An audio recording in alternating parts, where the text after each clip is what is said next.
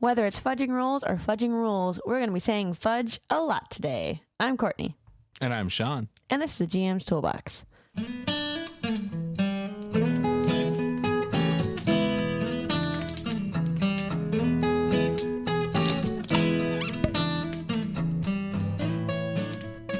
Why, hello there, and welcome back to another episode of a GM's Toolbox. I'm Courtney, she's A. And I'm Sean.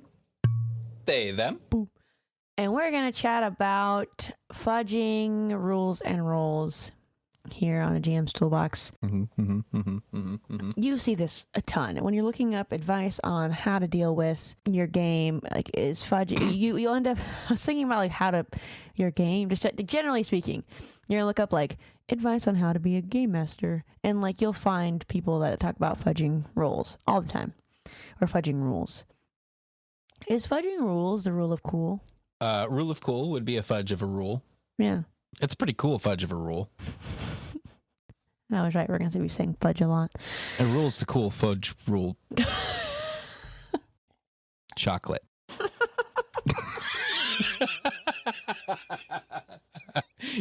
Yes, the rule of cool is a rule of fudge. Oh my God. What is fudging dice, Cam? Fudging What are you talking dice about? is Tell me. when I'm telling you, let me say it. So when fudging dice is when you roll something, whether it be like I'm rolling a d20 and I got a crit, and actually I got an 18. That's nice. And you're rolling to hit you're rolling to hit a character, and you know they're low on hit points. And narratively, it wouldn't be as satisfying if they went out in this point in time. So you fudge it, and maybe this time around you say, actually I rolled a natural 2, that's not going to hit. That's fudging a dice. Also, you can fudge damage as well. Yeah, that's true. But it's a lot harder for me to do that on the fly, which I guess fudging dice is on the fly. But like for me, I just won't hit. A lot of times, for me, if I do fudge dice, if like narratively doesn't fit or I don't think it'll fit, I just won't hit, because fudging dice, I always think, what's the minimum amount of damage? And I always get it wrong, and then I'm like, did they catch it? did they do the math? Do they know how many dice I'm rolling and can guess, wait, that's not the minimum, like that's not possible, that's too low, you know. So they have a negative bonus to this, but they just did 200 damage last time. Well, and I mean that's fudging dice, but is it good? Is it bad? What are your opinion? What do you fudge dice? Not really, honestly. Yeah. Not anymore. If I made a guess, I'd say that you don't fudge dice. But I think that it's kind of like dependent on the party, if that makes sense. Like when you have a new party, and I've read a lot of posts on various sites that talk about how like it's a new party of level 1 people, and I've said before, I've expressed this many times. My house rule is I cannot kill a level 1 player outright with damage, because it's just too fucking easy. And so if I deal your double your amount of hit points, which is incredibly easy when you're level 1, I'm not going to outright kill you. Period. It's just too easy. But you see a lot of times where it's like, oh, I'm a level 1. I have a party of level 1 players. This is their first time playing. I could have easily I could have TPK'd the entire thing, not because I didn't balance the fight right, but because they were rolling really poorly. I was rolling really well, and I could have killed them, but I decided to change up fudge my rolls to make that not happen. And I don't know. How do you feel about it? Like, is it morally wrong to fudge dice? As far as morally, no, I don't have any moral or ethical, or I don't really have any opinion on fudging dice as to whether it's good, bad, or otherwise. I don't think it is bad inherently. I think if you are fudging dice to fuck with your players, that's a dick move. Yeah. But that's the fudging the dice roll isn't what's wrong with that situation. You are. Mm-hmm. So, and I think that to clarify, when you're fudging dice, you should never be fudging dice to hit or fudging dice for more damage, at least in my opinion. fudging dice for me, whenever I'm fudging dice, which I do occasionally do, depending on what's happening and what the party makeup is, I'll fudge dice. But normally it's like to hit, and I'll normally try and miss. And I don't do it often, like during Monster Night. No, fuck that. I'm going to kill you guys. But there have been times where I've fudged dice every now and then, but it's never to knock a player out. It's never to like do more damage or hit like with a crit. You know what I mean? So like in my humble opinion, don't go fucking lying and saying, oh, it's a crit, when really you just hit a natural 3 and want to hit this player because you're mad at them. At that point in time, you should stop the game and figure out your own emotions. Sit down and think for a minute. Take a breath. Take a fucking breath.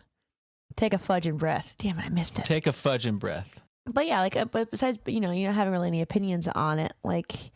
Well, I mean, I have opinions on it, I suppose. I just moral don't. Opinions. Yeah, I don't think there is a right or wrong answer to fudging dice. I think that it depends on the style of play of your table, how you like to, you know, DM, how the narrative flows. I personally think that I have a lot of fun finding out what's about to fucking happen, and sometimes that means getting 2 crits in a row against a party. And I mean, it sucks. I know a lot of DMs and GMs who roll in front of the screen. Yeah, absolutely. And just let the dice fall where they fall. And really cool. Very brave. I can't do that. I don't do that. Well, right now I don't do that because it's not possible, because we're, you know, playing over. I guess it's technically possible, but I want to use my click clacks.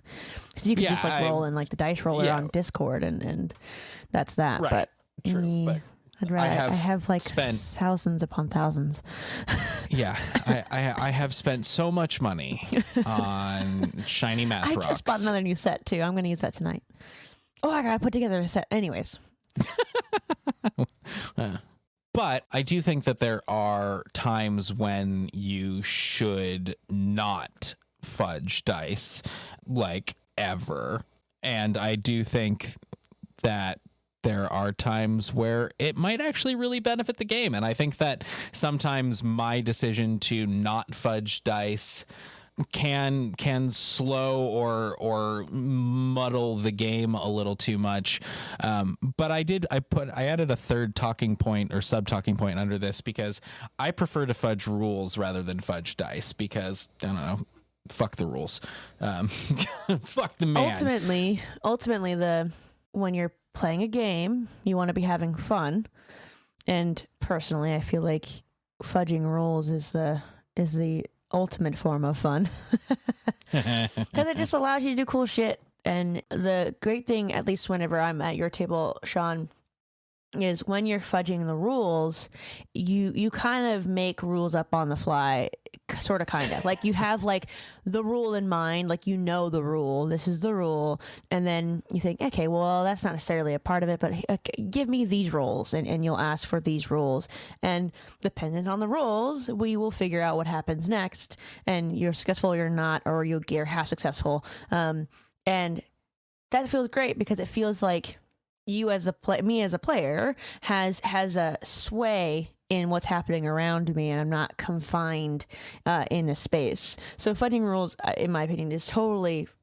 I'm far more game to fudge rules than fudge dice. Fudging dice for me is like, I'm very nitpicky about it, but in reality, the only time I've ever fudged dice is when I'm going to hit somebody and they're super low level.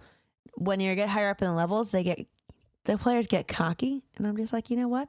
I'm gonna hit if I hit, and I hope I crit. Sometimes it's nice to, you know, remind players that their characters are existing in a world that is dangerous, and yeah. Oh wow, Sean, you just gave me goosebumps saying that. Ooh, the little pricklies on the back of the arms. You want to start that? Yeah, we can start that. Start that. Stat that. Stat that. So, I don't know where I got it from, but going back to the vague things, I was thinking about, like, you know, what other vague shit, you know, my hand is sticky. What's that about? So I thought goosebumps are an interesting thing.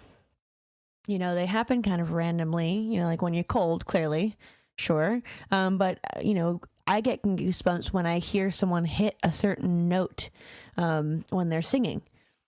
I get goosebumps, you know, randomly when I'm walking around my house. I get goosebumps when I have something really tasty. So, like, I feel like it can be anything. Like, what causes this? Who?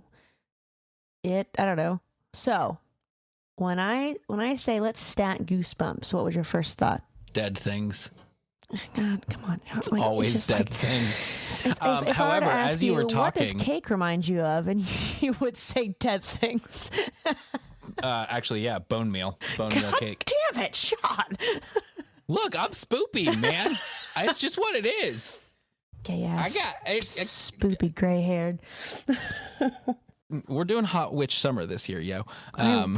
Stop. Except we're doing Hot Witch Inside Summer because.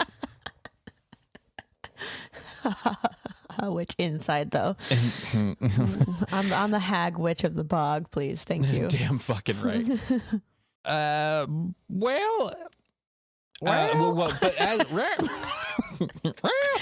as you were talking though, here. let me explain something to you. So while you were talking just there, as you were describing going through the different things that do give you goosebumps, well, dead things is of course the first thing that I think. Actually, okay, so I think of dead things, and then I think of R.L. Stine, and then specifically the fucking ventriloquist doll one, because I used to see that cover everywhere.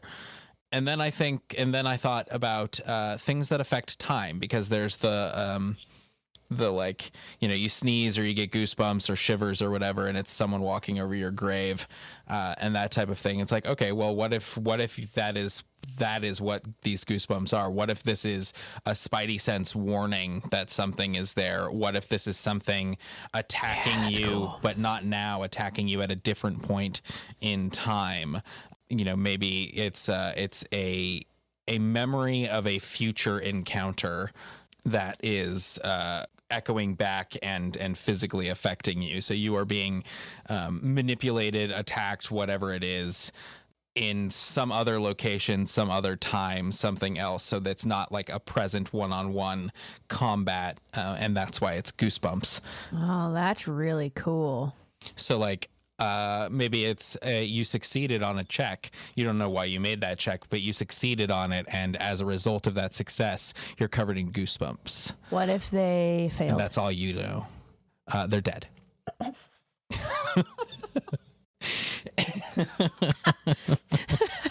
They're dead. So Dead. done and done. What's goosebumps taken to like an extreme level, like goosebumps that are so present that they hurt? You know, like when it's so cold outside that your skin burns. You live in California, you've probably never experienced that. Hey, there's places. I lived in whatever, the super north of us, Grass Valley, and that gets weather. Oh, that's true. It gets weather in Grass Valley. It gets below freezing. So how dare you? It got below freezing when I lived in Concord. So it got below freezing a couple times in Oakland. Yeah, every now and then, but normally it stays like right around like between like 40 and 70 here. Yeah. But in my formative years, I got weather. Years? I got the weathers, the summers, the falls, the winters. I got the snow days. I got snow days. Yeah. But I want to imagine, and now stick with me. This might not make sense, but what if they failed that save, and the goosebumps are so intense that the clothing that they wear, like the armor, feels like it hurts, so they have to doff it. Oh yeah. Yeah, it's so confining. It's so painful, the like rawness of the skin rubbing against, and they have to doff their armor or take some sort of penalty. It's like if you either can doff your armor or you have like a movement penalty, like it's your movement is halved. Yeah. And you have disadvantage on stealth rolls. Yeah. Yeah, so basically it turns even light armor into like heavy plate. Yeah. Mm-hmm. Removes your proficiency bonus. I want to think this is some sort of trap. Like There's It's a tarp. You're you're in like I'm now imagining you're in this like a graveyard, and because you talked about death, and you're walking through and you almost pass this veil, like cold, like a sickly cold rests on your skin. You make that saving throw, Constitution, Wisdom, and if you fail, the goosebumps grow to oddly large against your skin, making it incredibly rough. When you move, it rubs against the armor that you're wearing to the point where you can barely move without feeling much pain. And then you take 1d4 damage at that point in time, and then your movement is halved. And then I think the logical thing, I don't know, players can be either really smart or really dumb, and there's no in between. And if they think, oh, maybe I'll doff my armor, but like the idea. So if you're a player and you're listening to this and you think you're not quite really smart or really dumb, just think about it. Think about it a little bit more. Sorry. So they doff the armor, I guess. But the thing is that like whenever, at least the times that I have played with anybody, we are very reluctant to put down our swords, let alone let alone our armor. Like if you ask Brem to take off his spacesuit that gives him 20 AC, absolutely not. I'm a squishy boy. I'm a squishy goat boy. I think it's a charisma saving throw. Charisma? Why? Because it is psychic, but because it's goosebumps and because it's this like it's going against your personal fortification, your strength of self, your surety. Like that. And I feel like that fits in under both intimidation and performance. And I think it is. So yeah, I think it's a charisma in that situation. I think I would call for a charisma saving throw. So in this reality of like you're in this graveyard, you pass this veil, you make this charisma saving throw. At that point in time, I think it's like a series of events that then take place, right? Mm-hmm, mm-hmm. But then what happens next? And what is this creature? Right. So it's a charisma or wisdom saving throw. I think I would let, whatever, dealer's choice. And they fail. And then, so is this like this is a party approaching a lair is what this feels like. Like this feels like something that has made its home in this graveyard. Yeah. And I want, my first thought would be like you pass this veil and that it's like an area of effect from this creature, like like a radius. I either want the veil to be the creature or a thing that it sends out. But my first thought is you walk through this veil and like you blink and you see these like white spectral forms, but then you blink again and it's gone. And then you make that saving throw. And then you kind of like turn back around and it like forms this I almost want to imagine it's like, it's the dead bride from Haunted Mansion that forms her dress and into this thing. And that's like her, I don't know, like something to the effect of like, oh, I gave you goosebumps. Welcome, No, that's fun. Yeah, like a wraith and a succubus incubus type thing combined. So it's some sort of kind of like this a lot like the noon wraiths and dusk wraiths in the Witcher series, which means nothing to you, I'm sure, because I can see the sort of blank look on your face. But they're ghosts, basically, obvious wraiths that the Witcher has to then go fight and deal with. But it's sort of the same thing where they have this sort of aura around them that sort of affects the immediate surrounding. Yeah, I think that's cool. And it fits really well into the making it a charisma saving throw, which delights me. And yeah. Ooh, and it's then, like they doff their armor and they're just like, oh. Yeah. Getting undressed for our date. and then it's charm effects. Also, this girl or gay or I guess guy. Girls, gays, and days. Yeah. The girls, the gays, and the days.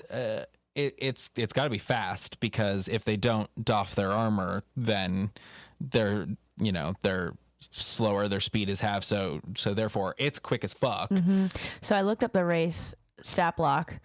Has a hover 60 feet fly. There you go. So that's pretty solid. That's fucking fast and terrifying. Yeah. And especially like if you're moving 15 feet, 10, 15 feet around and they're just zipping around you. And so charm effects, charm abilities, super fast, some sort of incorporeality so that they're harder to hit. Maybe a blur spell at range. That's cool. So that they're zipping around and they're hard to hit. And and when the blur spell, it's like when she casts it, it's like she's raising the dead, but it's like just like forms of herself coming from the graves and making it more confusing for them to hit. That's really cool. Maybe it's a reaction. Maybe that to give her a way to like, because again, fast, zip in, get a hit and fuck off without disengaging. So as a reaction, if she's attacked, can like, rather than cast shield, cast a blur spell to impose disadvantage. That's cool. I like that a lot. The race has a life drain situation. Yeah. Which I think is super cool. What if, like, the goosebumps are all about warning you that something's going to happen. Sort of like the life drain ability of I absolutely, even though it's so terrifying in game especially in the quiet season, but when you fuck with a player's skills or their hit points, their maximums, it's so terrifying, but it's also so cool because it kind of almost shifts your player, your character a little bit, and then you have to think differently. So it's a great mechanic, even though it's, as a player, it's terrifying to but so with life drain, right, you lower the hit point maximum of the player with the damage, half the damage. Oh, sorry, no, maximum with the amount of damage equal to it. So what if the whole point of her capturing the players is to find a suitable partner, and so this life drain, right, is trying to kill them to then, so the entire time it's her saying like, come join me, you already have your armor off, like a creature, a humanoid killed in this way rises within blank, I don't know, 1d4 days, 1d4 turns, something as a similar creature. But what if it's not a life drain, like specifically a life drain? Like so you hear this giggle and you have goosebumps crawling up your arms that become so uncomfortable that your armor starts to chafe. You're unable to move fast and you're forced to just undo all of your armor. You doff your armor and the chill of the world sets in around you. And as this beautiful figure flits around you, you feel the warmth suck from your body. Your lips start to frost over. And you take, whatever damage you take. 48 plus 3. You want to do 4d8 plus 3? That's what life drain is on here. It's a CR5. Oh, that's true. You take 23 points of damage. That would kill Brem. That would kill Brem. And your constitution score is reduced by 2. And if you're killed because your constitution score hits 0, you then become one of these creatures. Imagine the side quest, right? You're here because you need to get this amulet that is held by this goosebump queen, and you then have one of your companions die, raise as the husband, the partner to this queen instead of getting the amulet. So now you have to fight the former player and this thing to get the amulet. Or like can the player now in this form try and like deceive this creature? Like that's so cool. Oh no. Dark vision, passive perception, sure. All those make sense to me.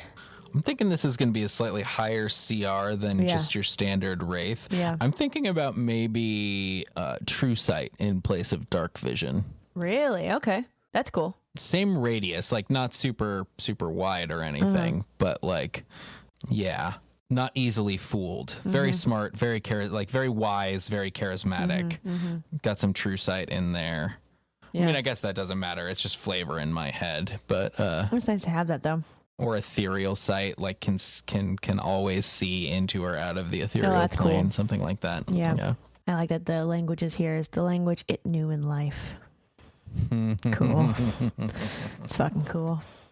But yeah, and I also like the damage resistance here, the acid, cold, fire, lightning, thunder, bludgeoning, piercing, slashing from non-magical attacks that aren't silvered. I think that's really cool, and certainly something we can use for that. But like the goosebumps are the thing that kind of triggers the whole encounter, and then from there it's this bride trying to find a partner.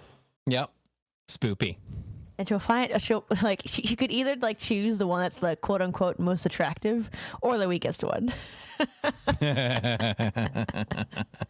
one that has doffed their armor, I think, is the one that they choose. Yeah, whoever took it off. Well, cool.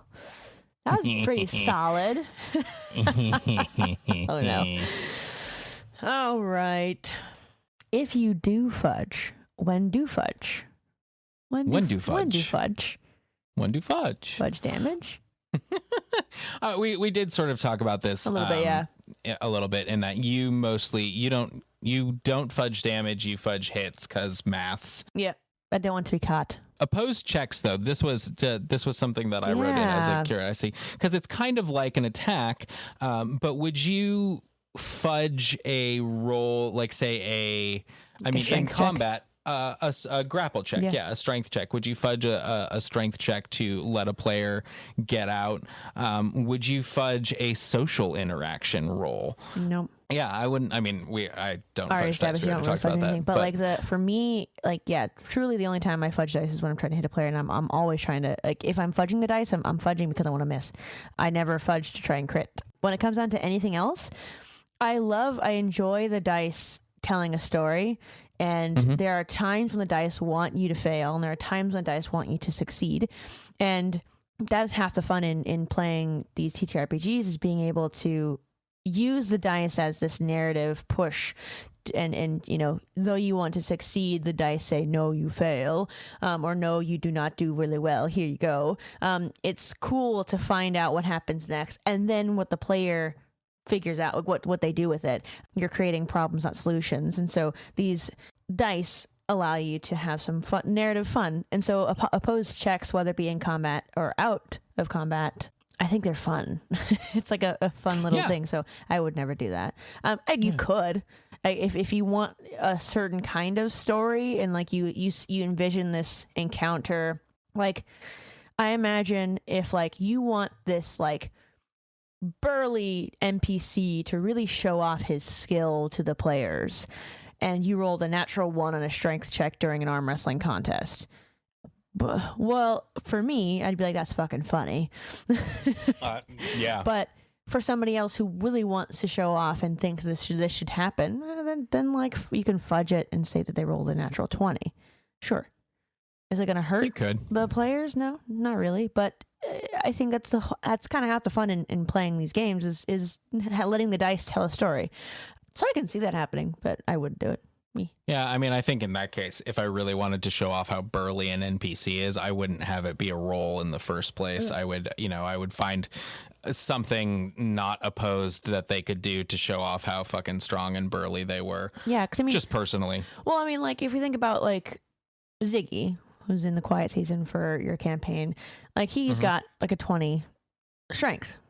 Like, so he's a beefy boy. So a lot of the things that like would require a roll from other people doesn't necessarily require a roll from me because I have 20 strength. And so I can, and that's something moving on into the next topic a little bit. But we can talk more about it later too, is like, when would you roll those opposed checks? And when wouldn't you? There are plenty of reasons that one could fudge a roll. And I don't, like I said earlier, I don't think that that's necessarily wrong. I think it is a different style of play than, raw Dungeons and Dragons is meant to be, or raw, Pathfinder or Call of Cthulhu, Vampire. But if only because there are more narrative games where, I'm running a game using the Powered by the Apocalypse system right now where I don't really roll shit. And so I don't couldn't fudge rolls if I wanted to. Instead, I just get to say what happens. Same thing when I was running a Cypher system game, I didn't roll, so there was nothing for me to fudge dice-wise. I just say what happens. So, there are games that are more set up for that type of narrative thing, which is not to say that it's wrong to do it in Dungeons and Dragons or Vampire or Call of Cthulhu or whatever. Like I said, it's just a differing style of play. So if that's the rule system that works for your table, but that's the approach that works for your table as well, then fine, as long as the players are still having fun. And I think I agree with you that the randomness of the dice does add a lot of fun to the game for me when I'm a player. And I think that fudging rolls can, in many ways, sort of take that agency away from the player in a weird way. But there are things like Ziggy where if I made Ziggy roll to lift something, Ziggy being that beefy boy that he is, and you rolled a nat 1, which I think would still probably end up giving you 10. Yeah, no, let's say I forget what my plus is. And so it's like, that's still really high. So why ask for the roll? Just don't fudge the die or fudge the DC or fudge the rule. Just tell Ziggy that he did the thing. And similarly to, in that same vein where we talked about in an earlier episode how maybe the system isn't right for you. Yeah. When we were talking about the rule of cool. Yeah. If you find yourself fudging dice rolls all the time, for narrative reasons. Yeah, then maybe explore other games. Again, I'm not saying that you can do whatever you want with D&D, and if you like the rules other than that, I don't fucking care, it's your game. But there are so many other options out there that you can take a look at. Yeah. And maybe you don't want to switch to a different game, maybe you don't want to switch to a different system, but you can steal some rules from that system. I don't know why I did evil voice, but you can steal some rules from that system and talk to your table and be like, hey, I'm gonna incorporate this, how do we feel about, or I'm thinking about incorporating this, how do we feel about that, to allow yourself to not have to fudge those rolls. Which I'm only suggesting because it'll, I don't know, save you some time. Oh, you know what? Actually, I do fudge rolls. I will tell you what rolls I fudge, though. Sometimes I will ask for a check, and that check will be failed. And then I'll say, okay, and I'll roll a die. Most of the time, that die has something to do with something, but sometimes I'll roll the die just to roll a die. The result doesn't matter. I'm not even looking at the result half the time. I'm just rolling the die to get the players on edge because I'm doing it behind the table and they can hear, I'll grab. We can see them, and there are times when you as well will be like, okay. And you'll look at your camera and you'll grab the die and you'll shake it in your hand and you'll toss it into the thing. You'll just dart your eyes down to your thing and back up. Go, okay. And then continue on with the game. We're like, what's happening? And sometimes that's a fudge. Sometimes I'm just doing it to keep them on their toes. Usually I have something in mind when I'm rolling. There's a lot of stuff that happens off screen in my worlds because there's a larger world that's going on. So a lot of the times I'm rolling something. Sometimes it's on a table. I have a bunch of random roll tables set up to do various things that I can pick from. But sometimes I really am just doing it to fuck with the players, which is delightful. Yep. And that could be a thing you can do. Absolutely. Absolutely. And sometimes I'll roll on a roll table and then I'll decide I don't like the result. And so I'll pick a different thing off the roll table. Absolutely. Also a dice fudge, but it's a random roll table. Yeah. And so. No matter what's so there you go. There we go. I do. You do fudge every now and then. I do fudge. I cannot think of a good way to transition into a fucking beach. So let's go smell-o-vision. Smell-o-vision, smell-o-vision, smell-o-vision, smell-o-vision.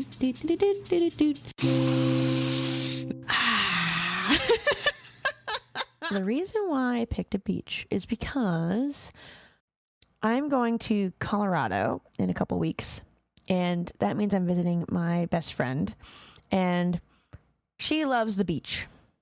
She grew up here in California. She visits beaches all the time, and whenever she visits family here, because all of her family lives here in California, we would meet up. We would always go get sandwiches, and we would just sit on the beach together. Sandwiches. And we would do that anyways. So while I was thinking about what I want to smell-o-vision, I just my brain was drifting over to my little vacation I'm going to have. And I'm like, oh, you know what? A beach. We haven't done a beach. Let's do a beach. We have not done a beach. Specifically, I'd like an ocean. I don't want a bay because I just don't want to smell that. So I want, salty, briny water. I probably want to sell some like seaweed, wet sand. Mm-hmm. Yeah, that's where I want to be. Take me there. Take me there, Sean. Take me to the beach. Take me there. It's funny because I actually hate the beach. I love the ocean. I fucking love the ocean. I hate sand. Oh, sand's terrible. Fucking stand sand. Yeah, I hate sand. I'd agree with you. Okay. The sun beats down upon your neck and shoulders. It is a beautiful, clear day with blue skies and golden sunshine. Shout out to David Lynch. And you're having a lovely, relaxing walk down the beach. You walk down to the sand and you take a few minutes to remove your boots because this is a D&D fantasy world and everyone's wearing fucking like thigh highs without realizing why or that they're even doing it. Anyway, so you take your shoes off and you walk. The sand is hot under your feet, and it's almost too hot, but it's such a beautiful day, and you know that if you can just make it another 50 yards or whatever, you'll be down in that cool, damp sand. But there's that sort of gritty, earthy smell. The wind kicks up off the surf as a wave crashes, and you smell that brine, the brackishness of the seawater, the salt sort of surrounding everything in the air, a preserved smell, but a natural smell. It's not stagnant. There's so much movement to this surf, especially today, that it's a clean salt smell of this brine. A little bit of fish sort of hits your nose as the seaweed is revealed while the wave crests back. You watch as all those tiny little sand crabs get up and scuttle around and away. The damp sand starts to mix with the dry, and you get that muddy smell, that coolness, and then you step down on it, and it is just pure comfort as all of that heat and burning and grit from the hot sand is released. You walk a bit closer and that seaweed smell hits you a little harder. It's green, it's fungal almost, like moss or mushrooms, but wet and salty at the same time. One of them sort of bursts beneath your feet, one of those little pods, and a fresh bout of sort of stale seawater comes rushing out, and you're walking along, and then suddenly you hit that one part of the beach where you know the gulls have been eating, and that dead fish smell just hits hits you and it sticks in the back of your throat, but you walk a little bit further and you're back to that clean, pure salt smell, that sort of rinsing feeling as the spray hits you and the salt water sort of condenses on your skin. A wave crashes forward and goes over your feet, dousing the tops of your feet with this cool, clear water, and then it pulls back, and there's something sort of out on the horizon almost. It's like, oh, weird. Maybe is that like a whale breaching? That's cool. I mean, I haven't seen a whale this close to the shore in ages. That's how pretty.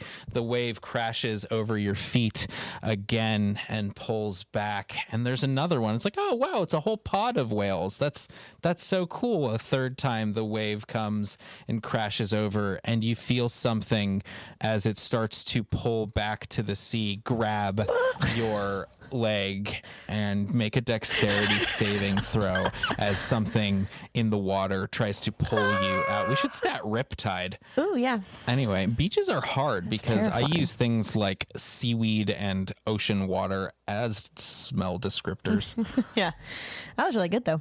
Oh, thanks. It was fun. Yeah, I like that. I like that. While you were... I love the ocean. While you were smell-o-visioning, I was imagining like a starting campaign area would be cool for a beach if you wanted like a very clear like BBEG, because you send that cool image of like the whale skeleton, and like as you're like having the players role playing and like what would your characters do at the beach, and like you're just like kind of waiting for like a good time, like, and then the waves crash and then start to recede, but then they don't seem to stop receding, and they keep going.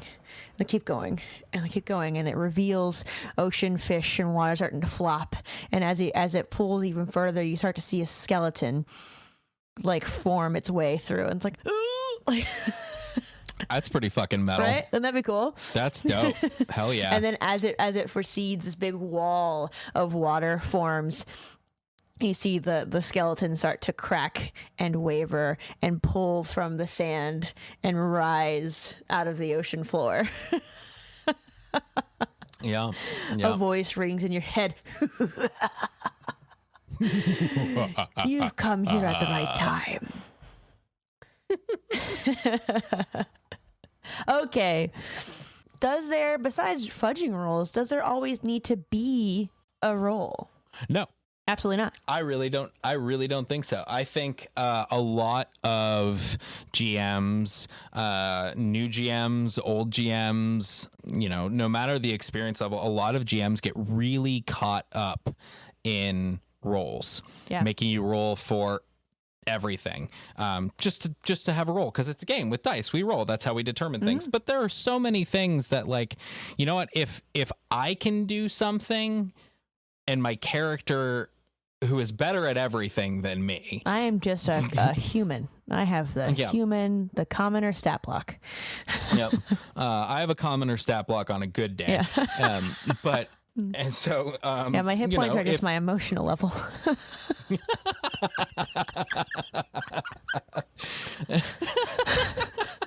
T-shirt. Yeah, right. So if I can do something, then a character shouldn't have to roll for it. Absolutely. And there are tons of things that like characters specialize in. They have all of these skills, and yes, those skills are attached to numbers so that you can roll for them. But do they really need to? Like, if it's something this character logically would do, don't make them roll. Like, just don't. I don't, because rolling slows the game down. It does. And the rules are there to assist with, enjoyment. The dice are there to add a bit of randomness into it.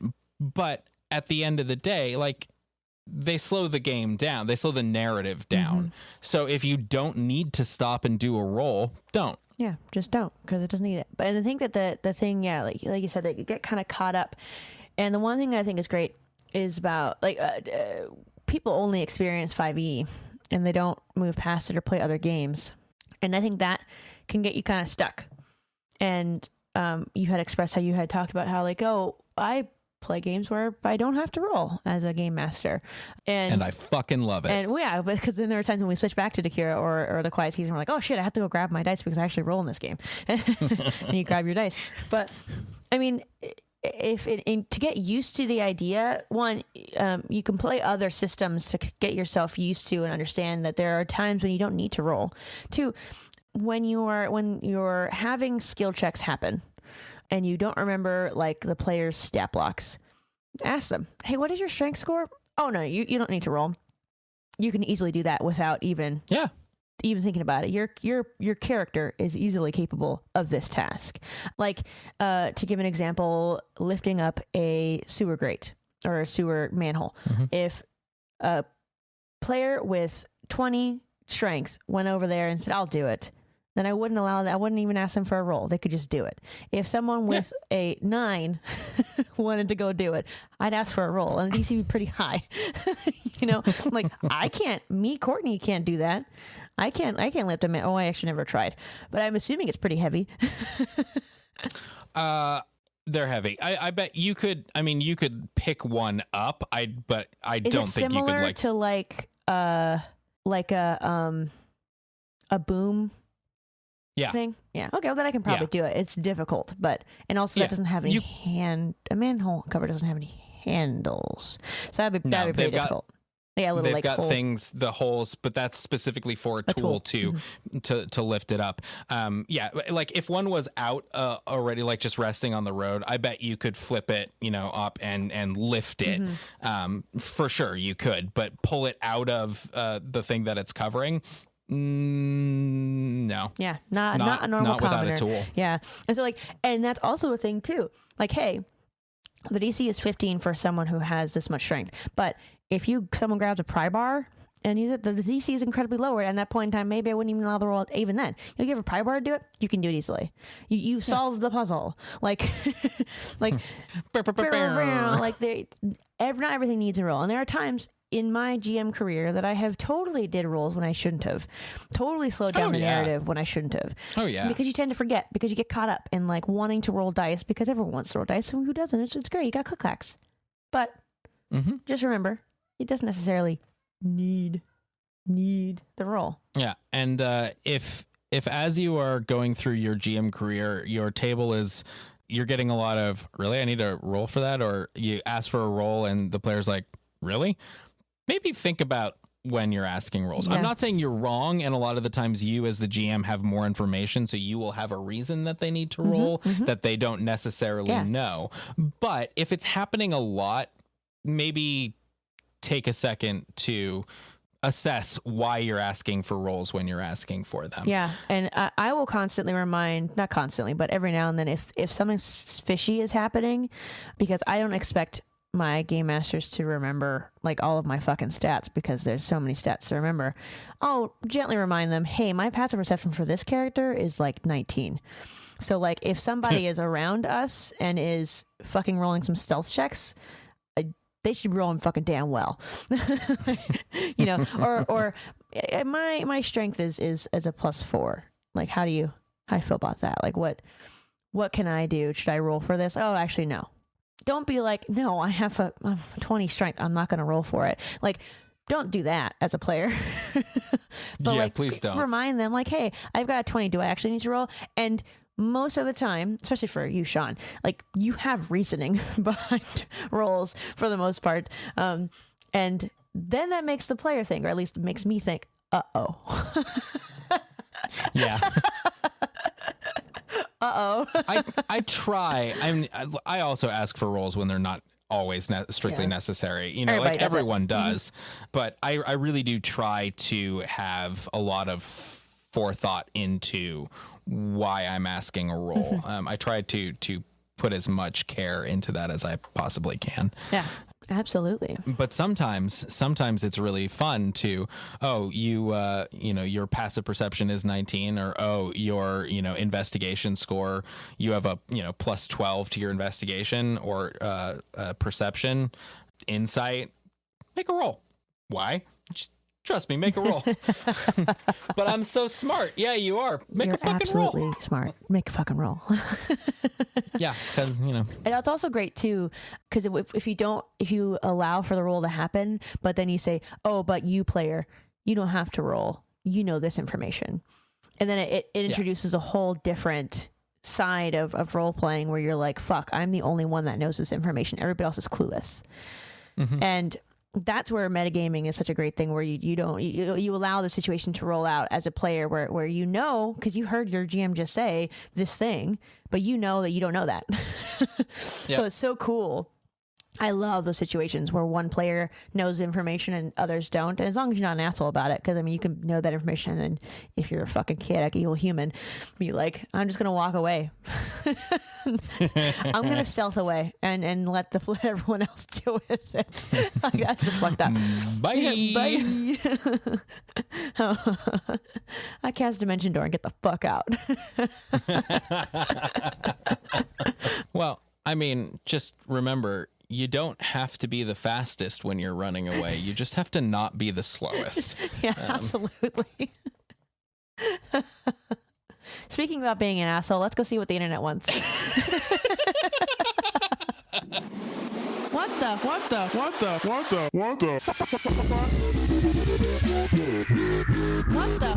does the internet want? Okay, so the title of this is an "Am I the Asshole" moment for not fudging a roll, they spelled roll wrong, that ended up killing a player outright. Once again, this is on DM Academy on Reddit. This is where we find all of our questions that they didn't want us to answer. And I'll read out the first paragraph of this or I guess I'll read out the area where there's no edits to the end of it, but to give you the situation, because I think it's so great. Part of this quest was to go to an ice cave, kill a sea hag, and get away with her cauldron.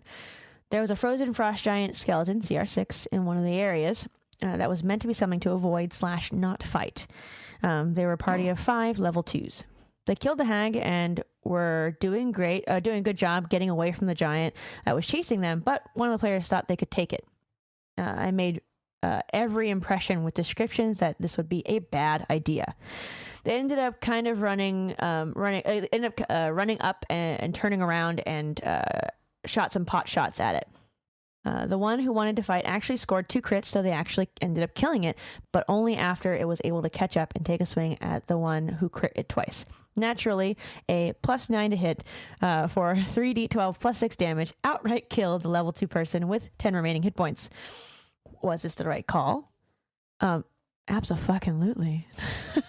Yeah. Abso-goddamn-lutely it was.